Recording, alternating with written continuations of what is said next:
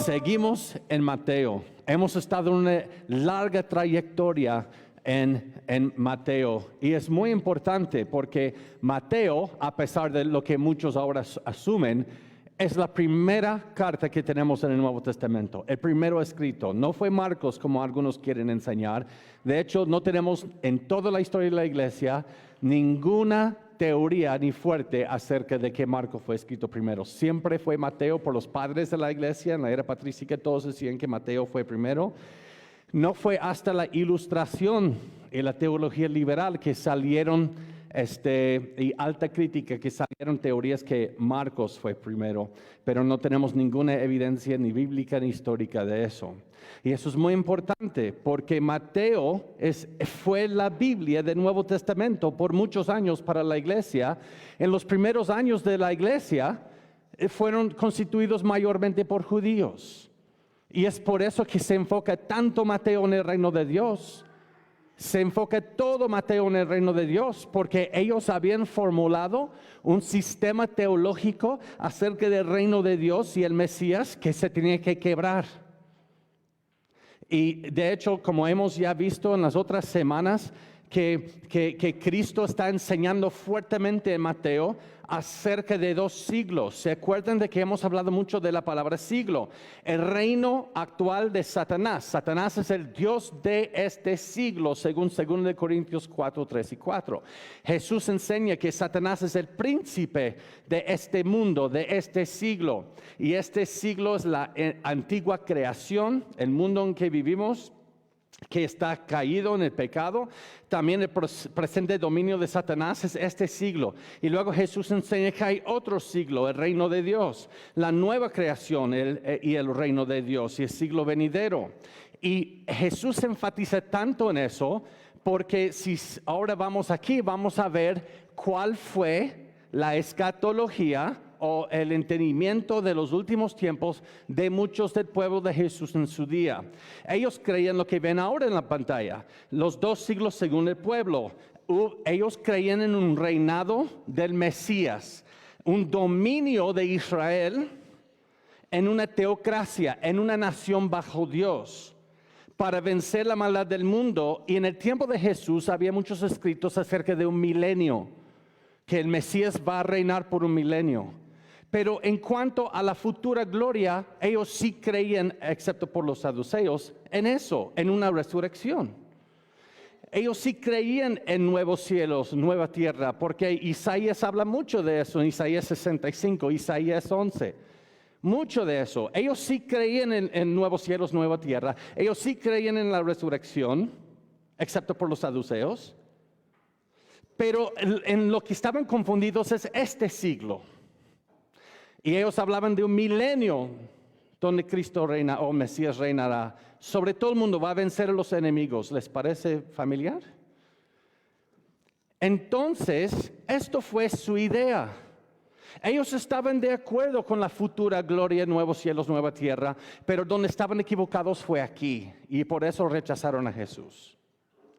Porque ¿cómo vas a tener un milenio con Cristo reinando y venciendo todos sus enemigos, poniéndolos bajo sus pies, aplastando a los romanos, aplastando a Herodes, aplastando a los de Persia, si es un humilde con unos lepras, prostitutas, pecadores, y a los élites ni los pela? Y dicen, ¿qué pasa? Y no está enseñando de acuerdo a nuestro celo.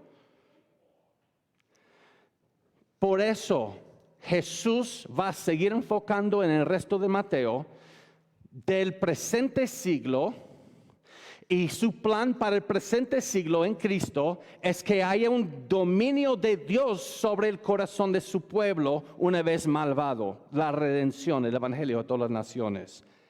Y luego el futuro siglo, resurrección. Por eso, como estas dos ideas se chocaban, vamos a empezar a ver otra fase en Mateo. Jesús ya está enseñando sobre los 2 siglos, en las parábolas de Mateo 13 en especial. No lo entienden, pero su falta de entendimiento no provoca nada malo, solamente lo ignoran. Pero ahora viene un grupo que no lo van a ignorar, lo van a atacar. Y Jesús está socavando su elitismo. Y vamos a ver el texto de hoy, entendiendo en esa dirección vamos a ir. Mateo 15, 1 al 11. Entonces se acercaron a Jesús ciertos escribas y fariseos de Jerusalén, diciendo: ¿por qué tus discípulos quebrantan la tradición de los ancianos? ¿Por qué no se lavan las manos cuando comen pan? Respondiendo él les dijo: porque también vosotros quebrantáis el mandamiento de Dios por vuestra tradición. Porque Dios mandó diciendo: honra a tu padre y tu madre. Y el que maldiga al padre o a la madre muera irremisiblemente. Pero vosotros decís: cualquiera que diga que su padre o a su madre es mi ofrenda a Dios, todo aquello con lo que pudiera ayudarte, ya no ha de honrar a su padre o a su madre.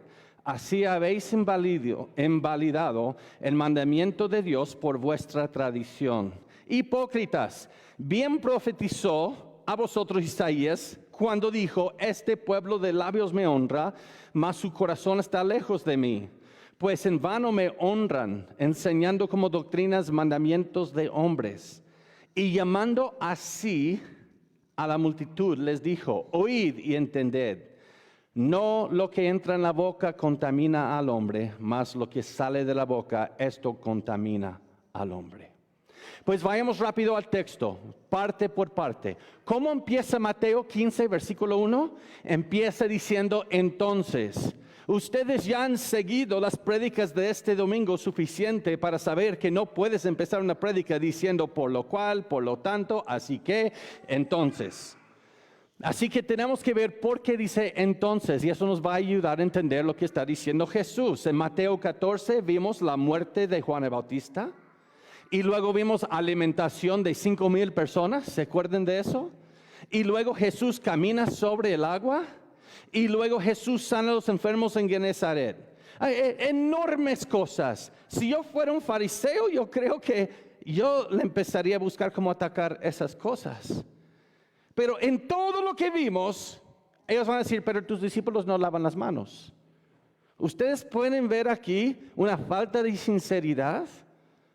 Es como el pastor que viene y predica lo que pasó más de 20 años estudiando, escudriñando, llorando para venir y dar un mensaje, y alguien dice: oye, su corbata está fea. Es como esa persona como que tiene ganas de echar tierra, no es como está ofendido por la corbata. Por eso me puse corbata hoy, para que no diga nada. Entonces, tomemos eso en mente para entender y apreciar la ironía de lo que va a pasar. Después de todo esto, vienen y ni acusan a Jesús directamente, lo acusan indirectamente. Por lo que tú permites hacer tus discípulos, tú como líder, tú eres, o como rabino, tú eres culpable.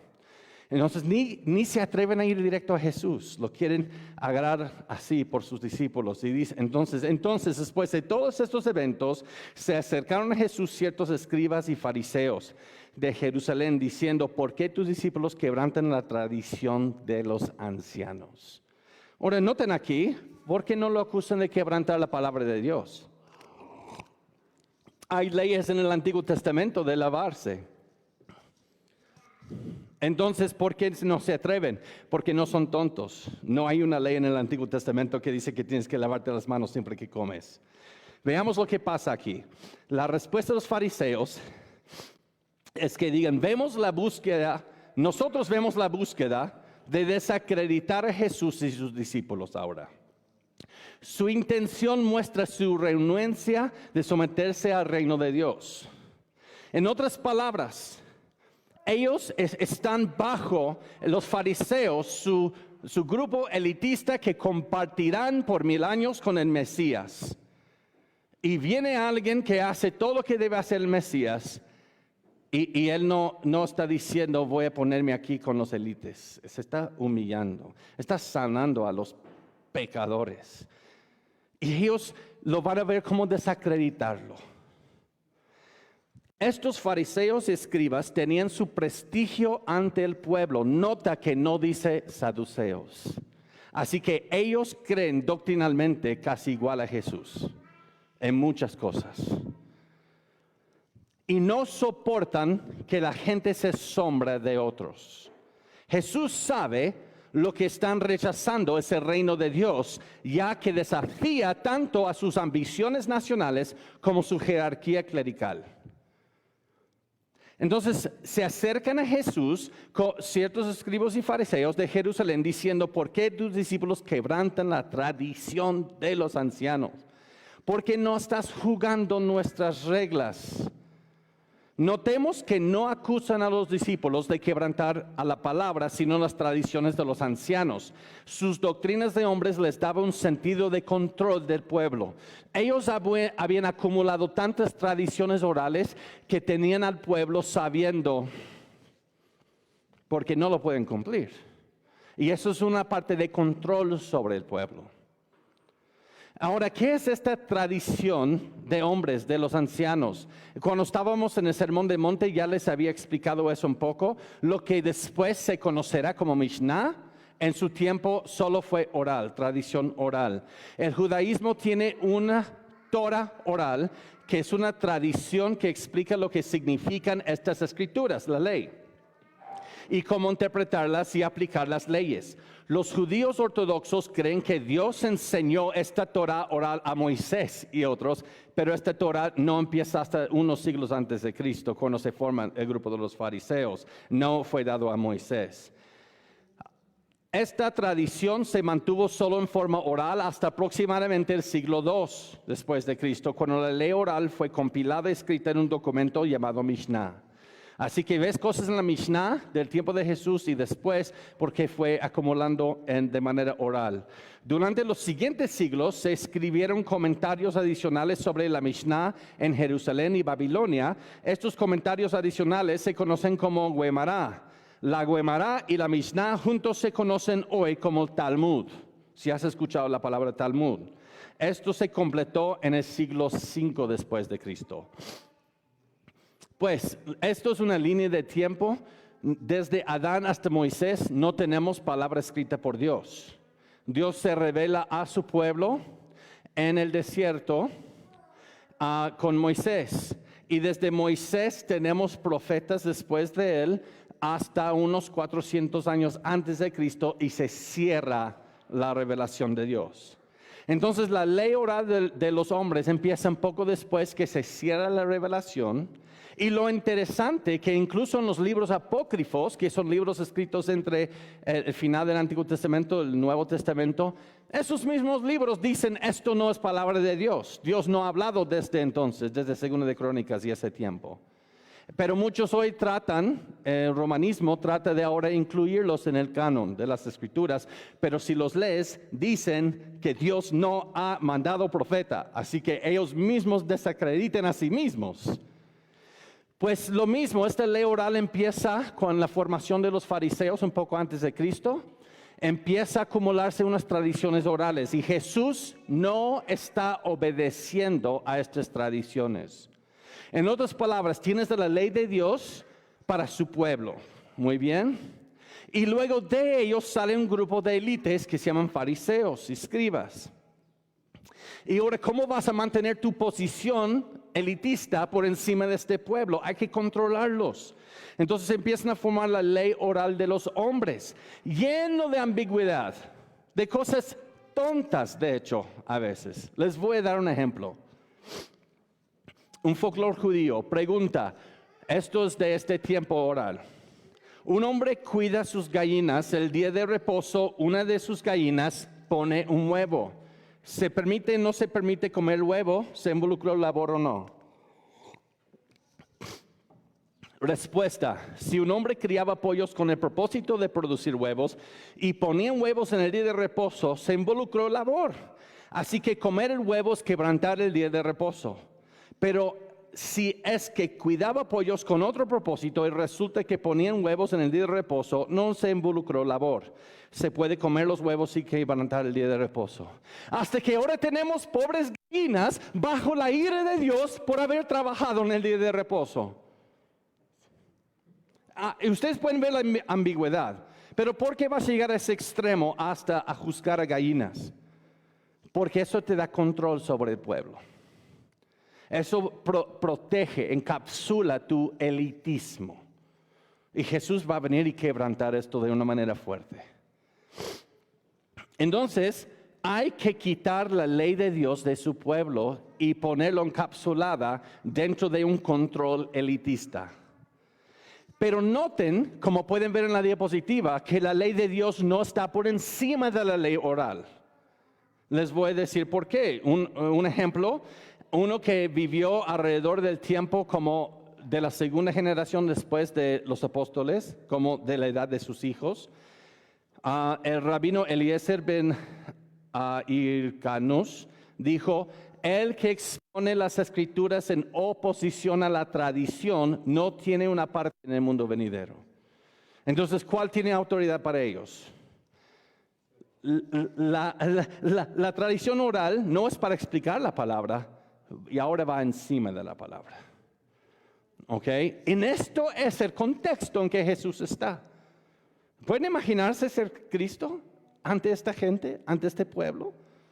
Ellos más preocupados que no nos ofendas nuestros sistemas en vez de escuchar la verdad, y nosotros tenemos la misma tendencia hoy.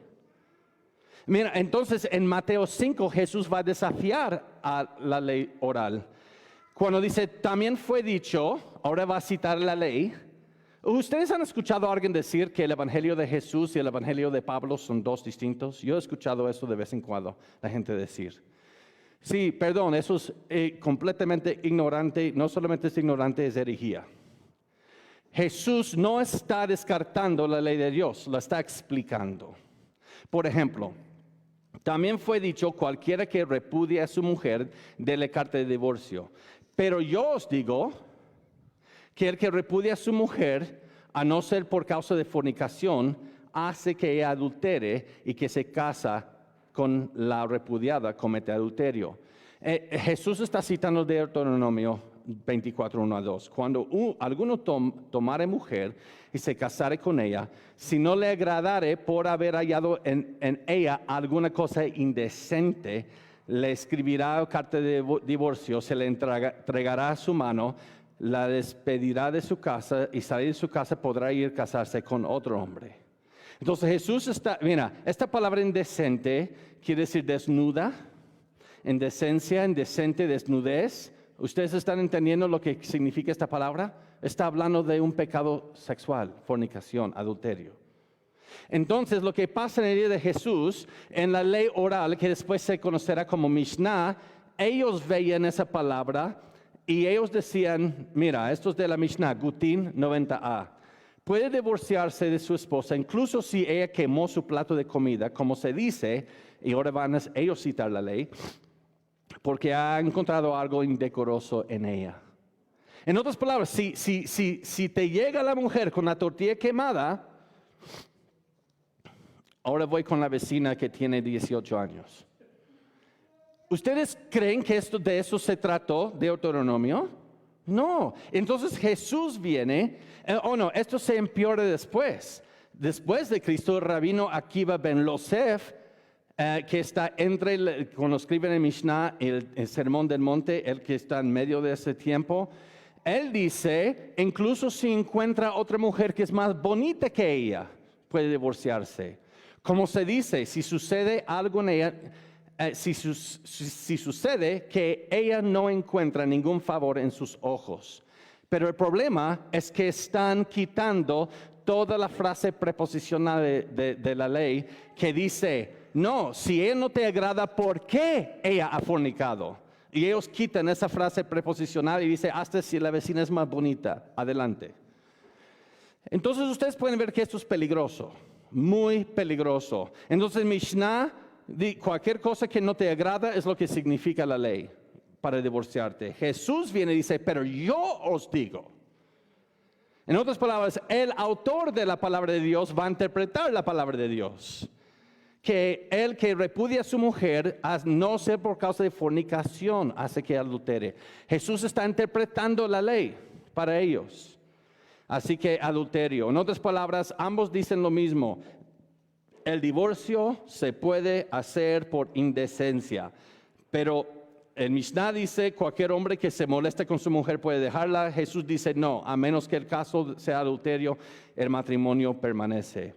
Así que el Mishnah dice que se cumple la ley de manera civil al dar una carta de divorcio antes de buscar a otra mujer. Jesús dice, no, esto se cumple en Cristo, y se expresa en la iglesia, el reino de Dios, cuyo agradecimiento con Cristo por luchar tanto por uno, se expresa al luchar por nuestra pareja a pesar de sentimientos o la falta de lo mismo.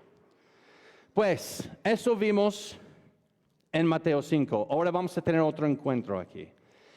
¿Por qué tus discípulos quebrantan la tradición de los ancianos? ¿Por qué no se lavan las manos cuando comen pan?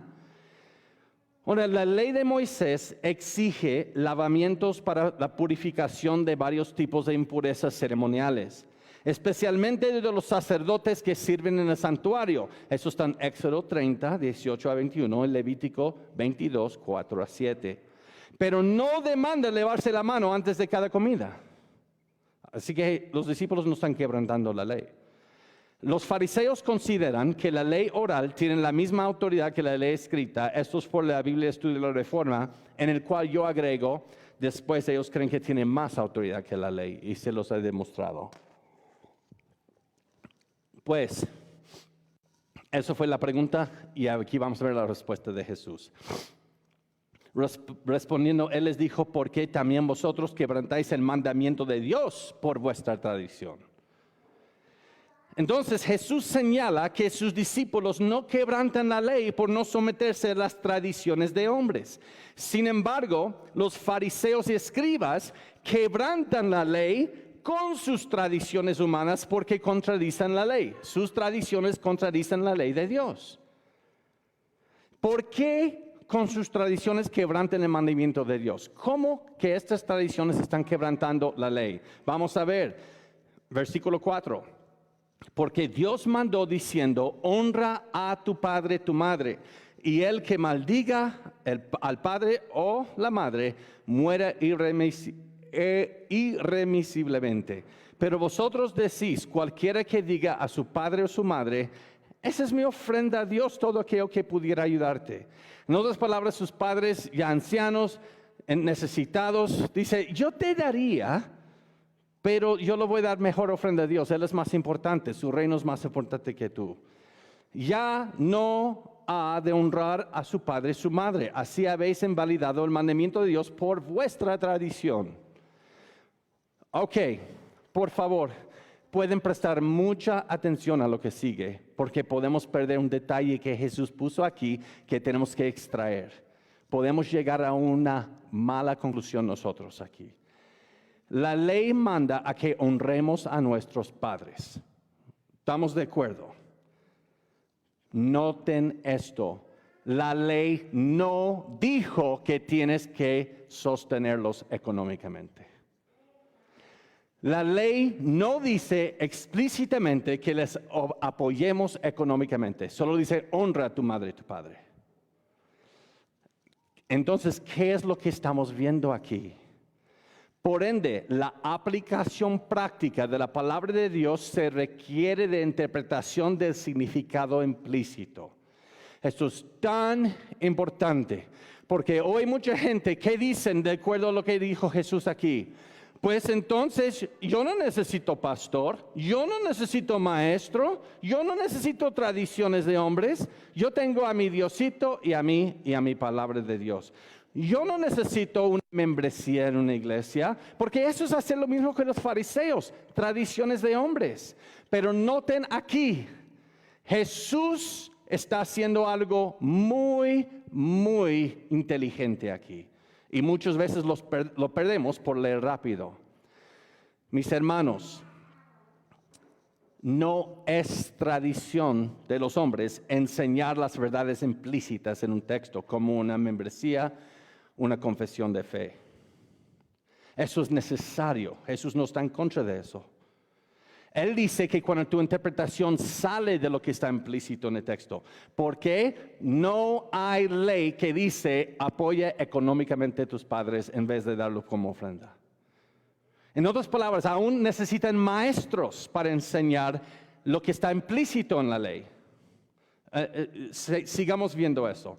Los fariseos habrían de interpretar la ley de honrar a sus padres económicamente también. Hace 2 semanas vi un post de un amigo mío en otro país que está cargado de un movimiento muy grande. Ahora no quiero dar más pistas, porque no le voy a echar piedritas si ve esto un día, porque quiero hablar uno a uno con él. Y es lo siguiente, él dijo, ya no dejen de interpretar la Biblia. La Biblia no se tiene que interpretar, solo haz lo que hizo Jesús. Y eso es como un sentir común en nuestros días. El problema aquí es que la Biblia no dice ayuda a tus padres económicamente. Tú tienes que interpretarlo, lo que está implícito ahí. En otras palabras, por ende, no se puede usar la respuesta de Jesús a los fariseos para descartar enseñanza de doctrina, credos, confesiones y pactos de membresía. Todos tenemos tradiciones. Les voy a decir que es una tradición. Pero James White dijo, nadie tiene más tradiciones que él que dice no tener ninguna. Todos tenemos tradiciones. Por ejemplo, la gente dice, yo no necesito el pacto de membresía de mi iglesia. Yo no necesito escuchar una prédica y aprender porque Dios me habla directamente a mí. Yo no tengo tradiciones como ellos. Todos tenemos tradiciones. Quizás todavía no está muy claro esto, pero lo voy explicando. Necesitamos una enseñanza exegética, eso quiere decir extraer del texto, y expositiva de la palabra para aprender la intención de la palabra. Somos responsables no solamente por lo que está escrito, somos responsables por las implicaciones también. Jesús acusaba a la gente. ¿Se acuerdan de la parábola? Tú hubieras sabido cómo es mi Padre, que Él siembra donde Él cosecha donde no ha sembrado. Eso es un punto para decir, el conocer a Dios a través de la palabra, también eres responsable por las implicaciones, no solamente lo que dice. Por ende, Jesús también los acusa por no deducir las implicaciones de la palabra. Ok, explico esto ya mejor para entender este texto. Yo sí creo en sola escritura, es latín para solamente las escrituras. Y muchos dicen, por eso yo no creo en doctrinas, yo no creo en eso, por solo la escritura, yo solo necesito la Biblia. Eso en parte es verdad. Veamos la confesión de fe de Westminster. Todo el consejo de Dios, ¿qué es solo escritura? Es todo el consejo de Dios tocante a lo necesario para su propia gloria y para la salvación, la fe y la vida del ser humano, consta expresamente en la escritura. Amén. Pero mira lo que dice también. O de ella puede deducirse por buena y necesaria consecuencia. Jamás deberán añadírsele ni nuevas revelaciones del Espíritu ni tradiciones humanas. Quizás todavía estás diciendo, eso es mucho contenido y no entiendo lo que está pasando aquí. Ahora lo voy a empezar a empacar. No solo somos responsables por lo que está explícitamente escrito en la palabra de Dios, porque la acusación de Jesús no es que quebrantaron directamente la ley, quebrantaron el significado de la ley, sino por las implicaciones en lo que está escrito.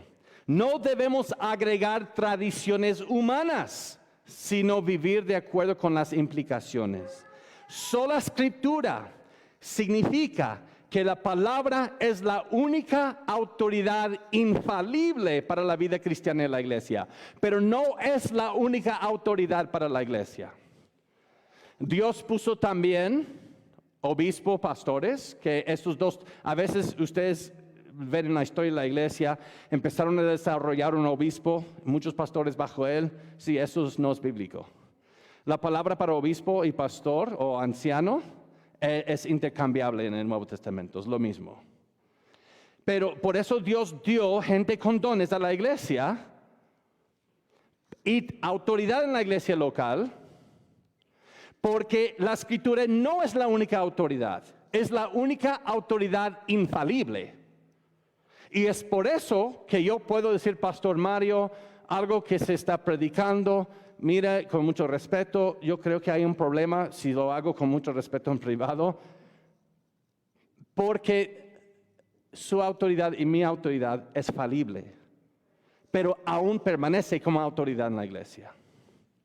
Ustedes, esto es tan importante entender, y vamos a ver qué tiene que ver con el texto, porque muchos hoy venimos de una cultura después de siglos de religiosidad romanista.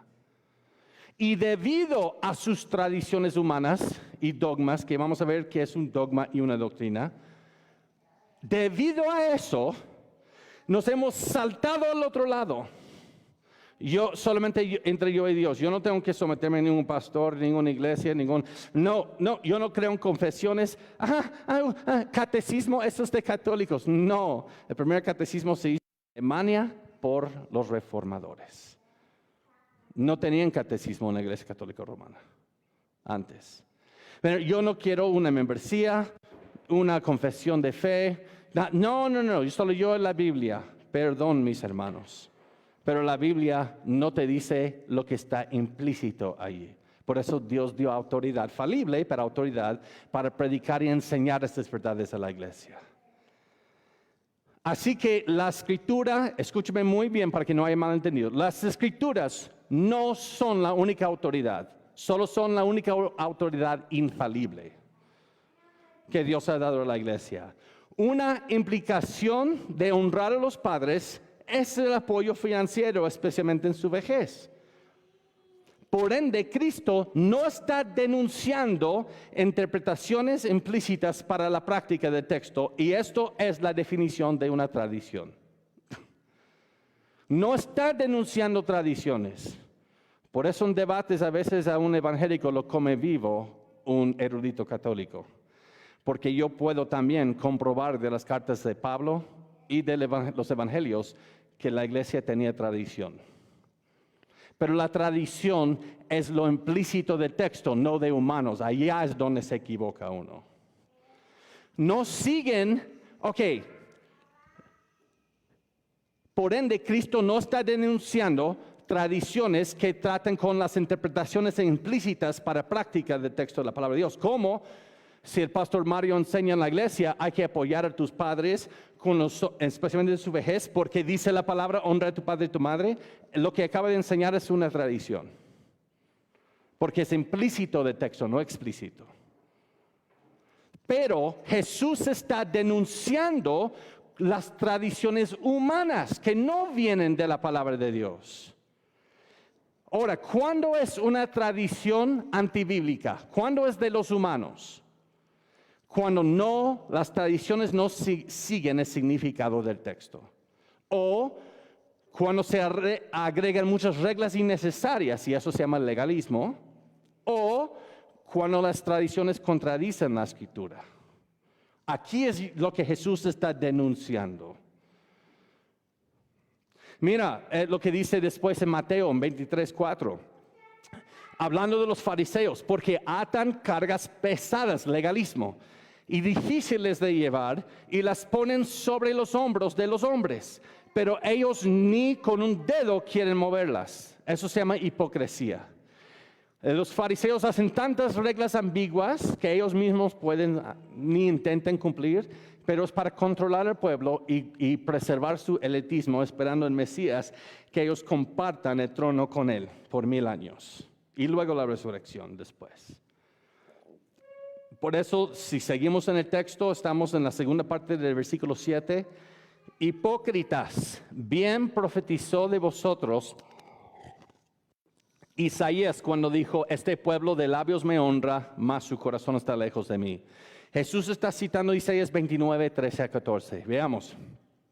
Dice pues el Señor, porque este pueblo se acerca a mí con su boca y con sus labios me honra, pero su corazón está lejos de mí. Pero nota lo que también agrega, que Jesús va a hacer comentario aquí en Mateo.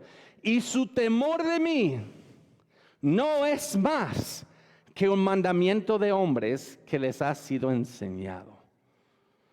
Por tanto, he aquí que nuevamente excitaré yo la admiración de este pueblo con un prodigio grande y espantoso, porque perecerá la sabiduría de los sabios y desvanecerá la inteligencia de sus entendidos. Y es por eso que Jesús, después de citar a Isaías, sigue haciendo comentario de Isaías cuando dice, en la segunda parte del versículo presente, pues en vano me honran enseñando como doctrinas mandamientos de hombres. Toman mandamientos de hombres y los enseñan como doctrinas de la Biblia. Ahora, esto volvió a suceder en la misma iglesia después. De hecho, en la iglesia romanista, no me gusta usar la palabra que empieza con C, porque todos somos partes de la iglesia católica. Quiere decir universal, no más. Pero si alguien secuestra este nombre y dice entonces, por ejemplo, digo, si yo secuestro el nombre, que yo tengo un grupo que se llama Único Grupo Bíblico de México.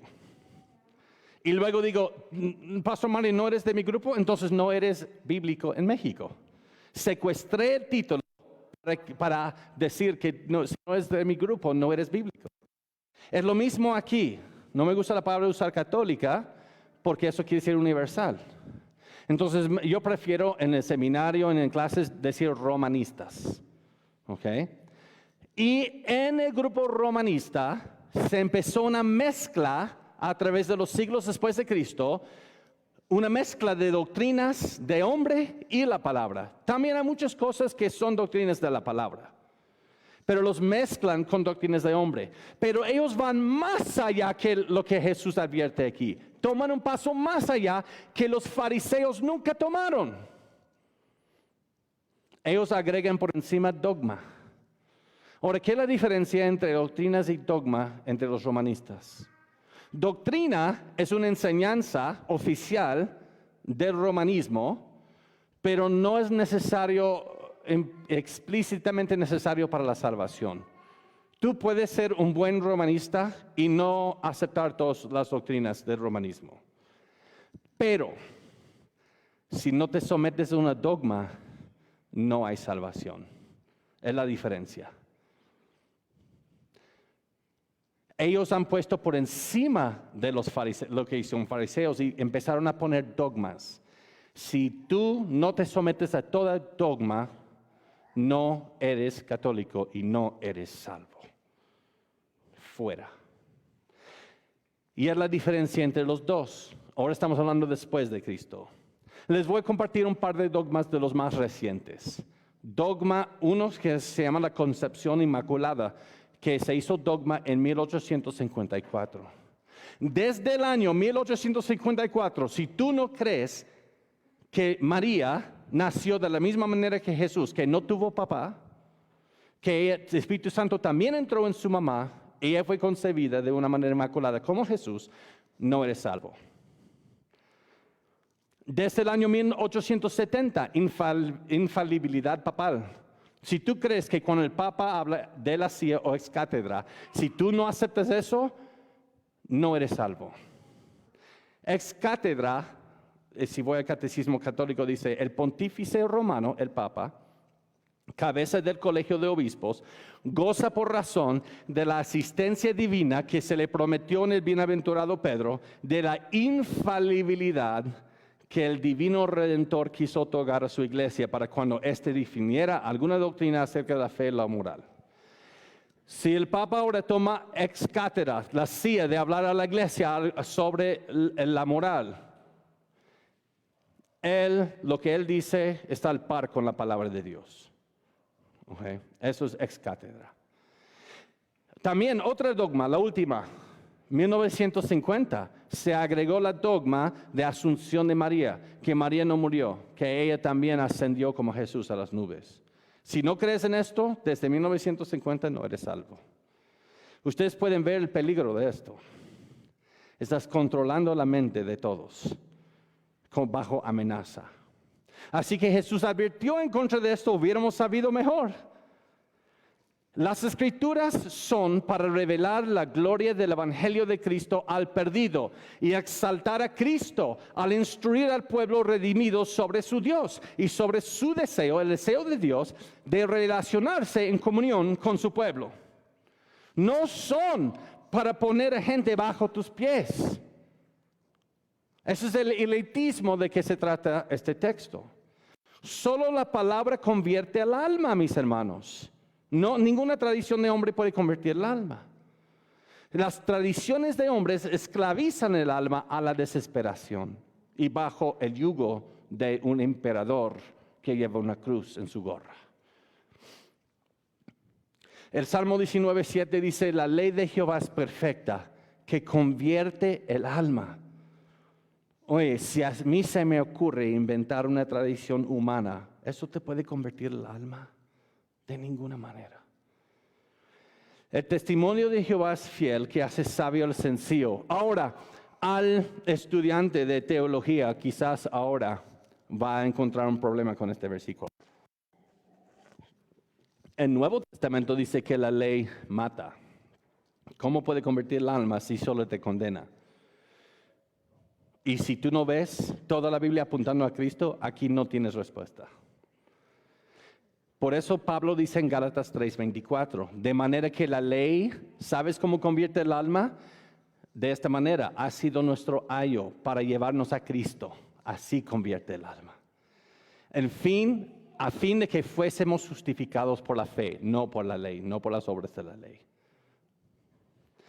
Así que si tú ves la ley de Dios y no ves que está apuntando a Cristo, no estás entendiendo nada de la Biblia. Ahora sigamos. Jesús dice, pues en vano me honran enseñando como doctrinas. Entonces las doctrinas son buenas. Eso quiere decir enseñanzas, de hecho. Pero enseñan a mandamientos de hombres como si fueran doctrinas. Y ahí está el problema. Por eso dice Isaías, y su temor de mí no es más que un mandamiento de hombres que les ha sido enseñado. Doctrinas de hombres. Las doctrinas del hombre producen una vana adoración. La palabra de Dios produce un nuevo corazón hecho para sincera adoración.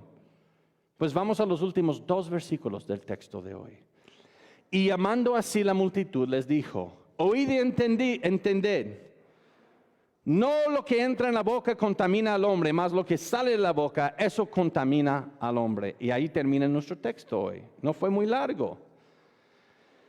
No es por lo que entra en el hombre, ritos ceremoniales y tradiciones de hombres. Eso es lo que sale del hombre, sus palabras, sus hechos, sus actitudes. Esos sirven de señal de lo que está en el corazón. Lo que sale de nuestras bocas es una señal de lo que hay en el corazón. De hecho, la semana entrante en la prédica, no les quiero robar al predicador su oportunidad, pero no puedo terminar este punto aquí porque Jesús lo termina después. En los versículos 18 a 20 Jesús dice, pero lo que sale de la boca del corazón sale y eso contamina al hombre. Tus palabras realmente no te contaminan. Están mostrando la contaminación que ya está ahí. Es lo que dice Jesús. Porque del corazón salen los malos pensamientos, los homicidios, los adulterios, las fornicaciones, los hurtos, los falsos testimonios, las blasfemias. Estas cosas son las que contaminan al hombre, pero el comer con las manos sin lavar no contamina al hombre. Y también anteriormente, Mateo 12, 35 a 37, el hombre bueno del buen tesoro del corazón saca buenas cosas, y el hombre malo del mal tesoro saca malas cosas. Mas yo os digo que de toda palabra ociosa que hablen los hombres, de ella darán cuenta en el día de juicio. Porque tus palabras serás justificado o por tus palabras serás condenado. Ahora, ¿realmente está diciendo que por tus palabras serás justificado? No. Tienes que ver todo el contexto. Porque Jesús luego lo explica 3 capítulos después para decir, no realmente es la palabra es una señal de si tienes un corazón justificado o condenado. Ese es el punto. Así que veamos puntos finales aquí.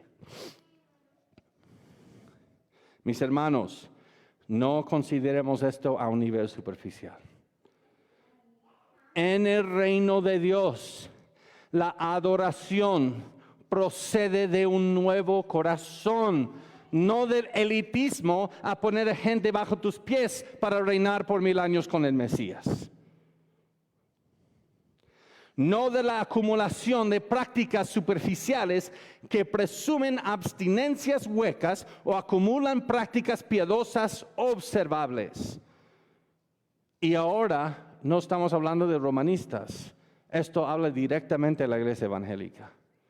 A veces nos creemos de un nivel superior espiritual porque no celebramos la Navidad. O porque la mujer solo usa falda. O no pinta sus labios. Ustedes ven aquí que eso es superficial y es hueco. Una falda no contamina a la mujer. Lo que contamina a una mujer es el corazón. Entonces, ¿por qué nos enfocamos tanto en faldas y en celebraciones de festivales y de que yo me abstengo de esto, yo abstengo del otro? De hecho, en otros países donde ministro, yo no tengo barba, debo ser más espiritual. Por eso cuando me invitan y tengo mi barba, todos están mirando así. Y no voy a cortar mi barba. Que les vaya bien, si no les gusta, no me inviten. Porque ustedes entienden aquí, tenemos esta necesidad de estar, ¿cómo quiero estar encima de los que están viendo esta prédica? Yo soy súper espiritual. Yo no, y cuando yo voy a la iglesia, yo no uso pantalón de mezclilla como el hombre. Yo estoy más cerca a Dios que Él. Eso es elitismo. Es el mismo problema que tuvo los fariseos.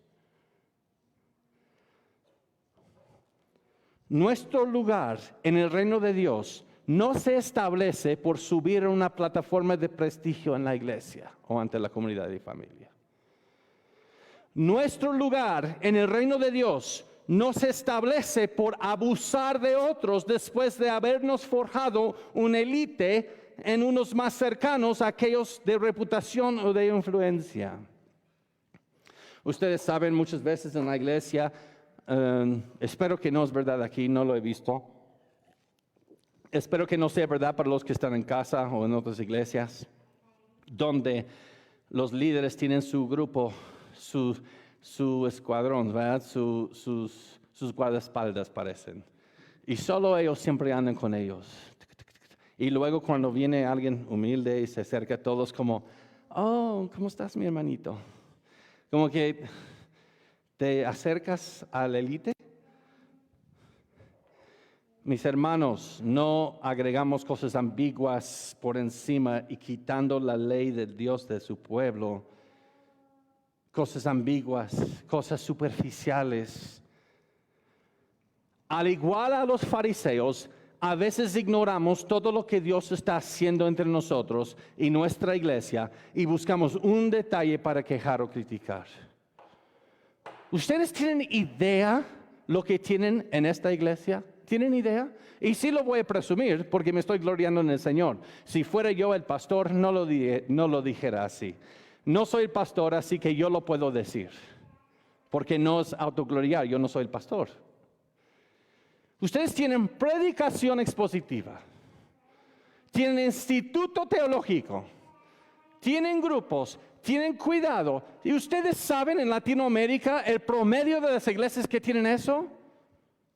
Eso es el menos que el 5% de las iglesias evangélicas. ¿Ustedes saben cuánto amor y sudor se da para mostrar la gloria de Dios en el texto? ¿Y qué hicieron los fariseos en medio de esta bendición de Cristo cuando estaba ahí? ¿Qué hicieron? ¿Tus discípulos no lavan las manos? Ahora, primero pregúntame cómo caminé sobre el agua. ¿Ustedes entienden eso? Buscamos algo para quejar. Buscamos algo para estar también sentidos. La peor cosa que puede, como fuera de aquí, de una película de Pedro Infante. La peor cosa que te puede suceder no es que te lastimen los sentimientos. Eso es bueno. Y a todos necesitamos eso para dejar de estar cerrados y crecer. Cuando hacemos eso, cuando criticamos o quejamos de lo superficial, nuestros sentimientos, o este pastor cuando quiere, o este predicador cuando quiere predicar en español, se le escucha mucho su acento, me molesta. Cuando el pastor Mario predica es así, cuando el pastor Héctor no, y cuando Richard que habla como un nicaragüense. Ok, ¿qué tiene que ver eso con la gloria de Dios que se está exponiendo en el texto? ¿Qué nos pasa? Cuando hacemos eso, se manifiesta la verdadera condición de nuestros corazones. De hecho, no podemos invalidar la palabra con nuestras tradiciones también, mis hermanos. Observemos nuestros corazones en esta mañana. ¿Cuáles manifestaciones recientes, palabras, actitudes, hechos o omisión de hechos, han salido de nuestros corazones, mis hermanos? ¿Qué es lo que estas cosas nos revelan acerca de nuestros corazones? Al igual que los fariseos, hemos forjado una colección de baratijas evangélicas para esconder nuestra depravación del corazón. Yo siempre soy el primero en el Zoom cuando hay una reunión en la iglesia. Y enciendo mi cámara para que el pastor me vea. ¿Estás escondiendo que estás luchando con un pecado? No es para condenarte, es para ayudarte. Ahora sí, a la vez, mis hermanos, tenemos que ser puntuales, así que no manchen, como dijera uno. Sí, entremos a tiempo, lleguemos a la iglesia a tiempo.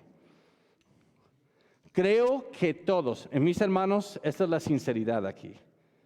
Creo que todos, empezando conmigo, de una manera u otra luchamos con esto.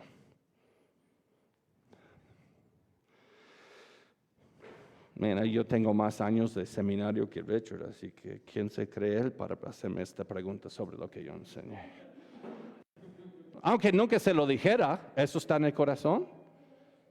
Oh, mira, mi hermano, yo tengo 5 años tocando el bajo en la Iglesia Bíblica Vida Nueva, y que vino nuevo, y él me hace una pregunta, ¿así lo hacemos? ¿Quién eres tú? Mis hermanos, eso es una muestra de hay un problema aquí cuando somos así. Hay un problema. Y igual en el tiempo que Jesús está enseñando a este pueblo, el reinado del Mesías actual no es 1000 años donde ahora voy a ir con César, voy a ir con Herodes y los voy a decapitar en público y voy a tomar el mundo por 1000 años. No, la fase inaugural del reino de Dios está aquí. Y es el dominio, no es el dominio de una teocracia, es el dominio de Dios sobre nuestros corazones malvados. Y expandiendo el evangelio, esperando el nuevo siglo, la fase consumada. Este choque que vimos en el texto también nosotros lo tenemos. Porque no somos judíos, no somos fariseos, aunque alguien nos llamara ya fariseos. Mira, no llamas a alguien fariseo, eso es cronológicamente erróneo. No existe un grupo de fariseos ahora en Querétaro, México. ¿Ok? Porque cuando dices fariseo, eso no te ayuda a ver que hay algo de ese legalismo, de ese elitismo en tu propio corazón. No hay fariseos hoy, pero hay personas que luchan con el mismo pecado que los fariseos, eso sí. Y empezando conmigo. O soy el único que a veces lucho con actitudes y luego digo, ¿eso salió de mí? ¿De dónde vino eso? El siglo presente en el reino de Dios trata con el dominio, no trata con el dominio de una reputación o lugar en mi familia, iglesia, sociedad. Eso fue el problema de los fariseos. Y luego estamos esperando la resurrección. No. Mis hermanos, ¿en qué manera ignoramos partes de la Biblia para imponer nuestra religiosidad? El reino de Dios se manifiesta en corazones regenerados, no en micro imperios humanos y plataformas elitistas en la iglesia. Así que líderes, dentro de los cuales me incluyo yo. Líderes, hay un desafío aquí. Y puedes decir, sí, eso es un problema de los pastores. No. Si tú eres líder de jóvenes, si estás discipulando a alguien en esta iglesia, tú eres un líder. Con solo enseñar a alguien, eso te hace líder. ¿Cómo lo sé? Porque el apóstol Pablo lo dijo. Él no permite a la mujer predicar en la iglesia a hombres, porque eso le da liderazgo sobre ellos. Lo dice el apóstol Pablo en la Biblia. Así que enseñar a otro es liderazgo. Entonces, casi todos en esta iglesia están enseñando a alguien. Entonces, líderes. Y aquí va el punto. Predicamos, exhortamos y enseñamos para ganar un grupo que sirve de estrado para nuestros pies? ¿O predicamos, exhortamos y enseñamos para ser heraldos de la gloria de Dios ante su pueblo? ¿Cuál de los dos? Porque si es la primera, si es para tener un grupo en Querétaro que te admira y que te ve como súper espiritual, si te aprovechas de eso, porque así te van a tratar. A mí sí me trata mucha gente, me incomoda mucho. Mi esposa nunca me ha tratado así porque ella sí me conoce como soy en la casa. Ella no se va a dejar convencer así de fácil. Y luego viene la tentación. Pues yo puedo usar términos que quizás no todos entienden, yo puedo enseñar historia de memoria, entonces la gente dice, wow, entonces puedo empezar a sentir, wow, te tengo como bajo mis pies, ¿verdad?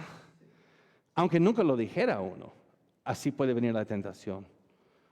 O exhortas y predicas y tu corazón es ver una iglesia que ve la gloria de Dios en la faz de Cristo como tú lo ves cuando estudias el texto y luego quieres mostrárselo, plato servido, la gloria de Dios. Líderes, ¿a quién estás enseñando? Estás por encima de ellos en nivel de autoridad, pero no autoridad infalible, porque eso es solo escritura. Pero te hago esta pregunta. ¿Están saliendo manantiales de gozo de ver la gloria de Dios y lo quieres que ellos también lo experimentan? ¿O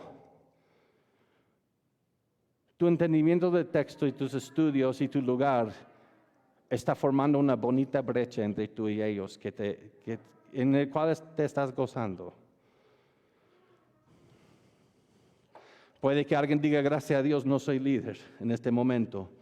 Pronto lo serás, ten cuidado. Si hemos de adorar más allá del simple movimiento de labios, a cada uno debemos tratar con nuestros propios corazones. Salmo 139, 23 a 24. Examíname, oh Dios, y conoce mi corazón. ¿Por qué el salmista dice eso? Ese es el final. ¿Por qué dice eso? ¿Por qué el salmista no le confiese a Dios su corazón? ¿Por qué le está dando trabajo a Dios que busque? Porque Jeremías dice que es imposible conocer el corazón. Tú no conoces tu corazón. El minuto que te quieres defender después de esta exhortación que primero va a su servidor, te engañaste. Yo no soy así. Oh, ¿tú conoces tu corazón? Entonces, el mundo tiene 7,000 millones de personas en población hoy día. Y tú eres la única persona entre 7,000 millones de personas que conoce su corazón. ¡Wow! Nunca respondes, yo no soy así. Porque estás asumiendo que conoces a tu corazón. Entonces, lo que dice Jeremías no va a ti. Yo no conozco mi corazón. Yo no puedo decir yo no soy así. Yo soy así. Y tú eres así. Entonces, Dios, yo no conozco las profundidades de la maldad de mi corazón. Examina mi corazón y conoce mi corazón porque yo no puedo. Entonces, cada vez que te sientes víctima porque te ofendieron, cada vez que te sientes que tú estás en la razón, ten cuidado. No existe argumento donde solamente una persona está equivocado. Pruébame y conoce mis pensamientos porque yo no los conozco. Y ve si hay en mí camino de perversidad porque yo no puedo ver si en mí hay camino de perversidad. Y guíame en el camino eterno porque yo no puedo hallarlo solo. Mis hermanos, esta advertencia me es muy fascinante cuando la gente dice, no, este es bien fariseo. ¿Y tú no? ¿Y yo no? Yo soy muy fariseo. Pregunta a mis hijos. Las cargas a través de los años que les he puesto que nunca han podido alcanzar y luego las veces que les he visto como si no llegaron a la perfección. Yo soy perfeccionista, eso es idolatría. ¿Y tú? ¿Y tú? Entonces, esto no se trata de ahora sentarnos como buenos evangélicos y hablar más de los romanistas y hablar más de los fariseos. Esto se trata de el fariseo, aunque dice que no me gusta ese término, ese mismo pecado que todos tenemos. Y por eso debemos decir, Dios, yo no conozco mi corazón. Déjate de defender. Si hay algo en esta prédica que no te gustó, no te defiendas, porque tú no conoces tu corazón. Pide a Dios que examine tu corazón y tus pensamientos, y yo también a los míos. Y olvidémonos del elitismo. Es uno de los peores enemigos de la iglesia local hoy, es el elitismo. No sé qué más decir. Solo Dios puede hacer esta obra en nosotros, así que oremos. Nuestro Dios y Padre, te damos gracias, Señor. Te damos gracias, Señor, porque aunque yo no puedo conocer mi corazón, aunque yo no puedo conocer mis pensamientos, al igual que los fariseos en este texto, tú sí conoces mi corazón y mis pensamientos. Señor, sácalos a la luz, te pido, y guíame a los senderos de la vida eterna. Ayúdame a dejarlos atrás y a arrepentirme. Señor, ayúdanos, porque muchas veces, igual que los fariseos en este texto, nosotros usamos nuestro lugar eclesiástico o de reputación para gozarnos de una brecha entre los humildes y muchas veces pensamos ignorantes, entre ellos y nosotros. Señor, que nos des un corazón de magnificarte ante tu pueblo, no separarnos en elitismo y clasismo eclesiástico. Señor, danos un amor por nuestros hermanos, para compartir y gozarnos en tu reino actual, la fase inaugural, con la esperanza del reino venidero, del siglo venidero. Señor, yo te pido que no nos dejes decir, gracias a Dios no somos fariseos, que nos condenemos a estos fariseos, sino, Señor, que veamos que nuestro corazón y mente tienen el mismo problema. Señor, ayúdanos, te pido. Sin ti no tenemos esperanza. Glorifica a tu hermoso, bello, glorioso Hijo entre tu pueblo. Y a Cristo sea toda la gloria y la honra por los siglos y los siglos. Amén y amén. Muchas gracias, mis hermanos.